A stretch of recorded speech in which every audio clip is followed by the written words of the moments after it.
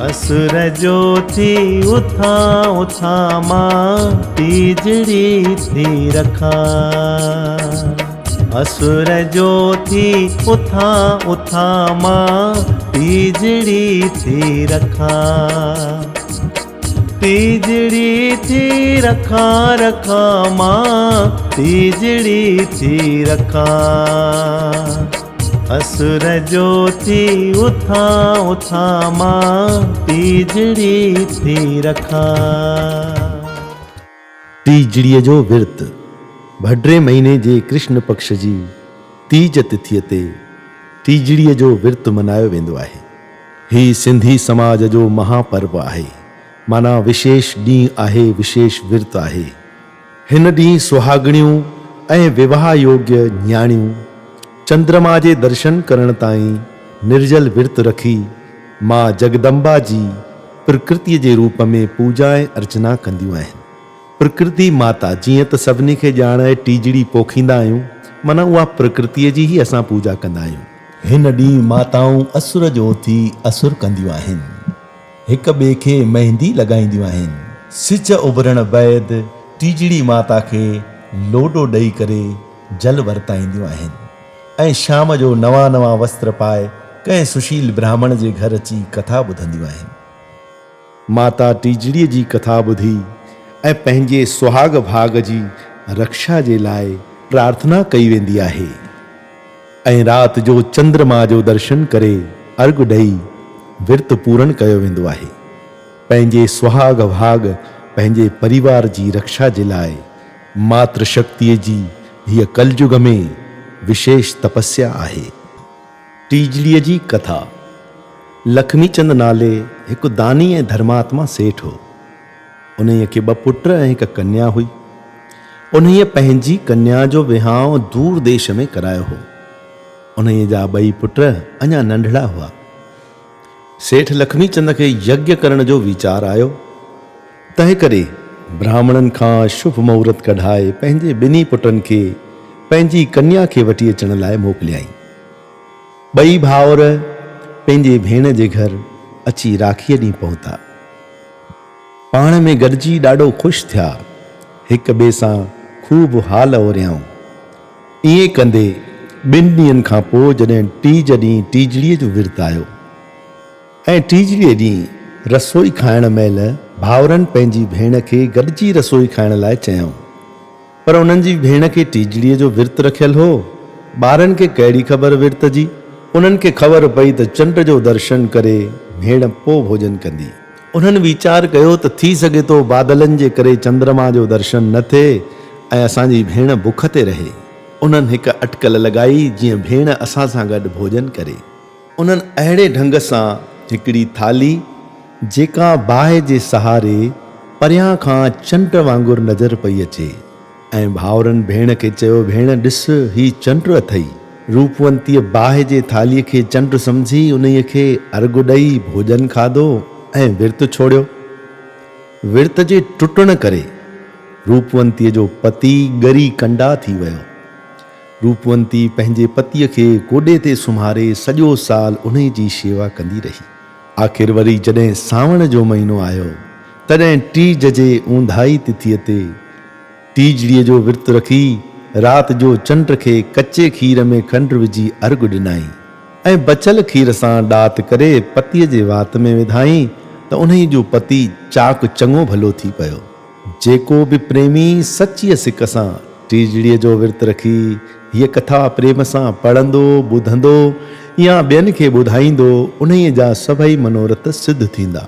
अन धन उन जे घर में ईंदो, लक्ष्मी कंदी निवास। दुश्मन खिन में खै थी वेंदा, दुख देहीअ जा नास। सचे भावे सिक श्रद्धा सां रखंदो जो विश्वास। ॾुखड़ा ॾिसंदो की न की मन न रहंदुसि उदास। ॾुखड़ा ॾिसंदो की न की मन न रहंदुसि उदास। अचो हाणे प्रेम सां पलव पायूं। पलव जे पाईन, पलव जे पाईन, तिन जा खावंद ख़ाली ना करे। दर त तुंहिंजा सबुर भरिया भरिया ई आहिनि। हाणे आशाऊं आहिनि वापारी हरि नाम जा। अचन जे आश करे तो वटि घोट घणा, ॿिया भी ॾातर ॾेह में, पर तो में मणत मणिया। हाणे जेसी जुगत घणा कायम आही कलयुग में, कायम आही कलयुग में। कायम तुंहिंजा कम उतारी अरवाह खो गामू लाही गम। हाणे रखंदे लाज शर्म जो ढकीअ साण गुज़ार तूं। हे मुंहिंजा ज्योतिन वारा जवान, हे मुंहिंजा पलवन वारा लाल, हे मुंहिंजा चालीहे वारा साईं। सॼी संगत पलव झले बीठी अथव मुंहिंजा साईं। हे मुंहिंजी टीजड़ी माता, जिन बि प्रेम सां पलव पाता, तिन जा दुख दर्द अची तो पाण लाथा।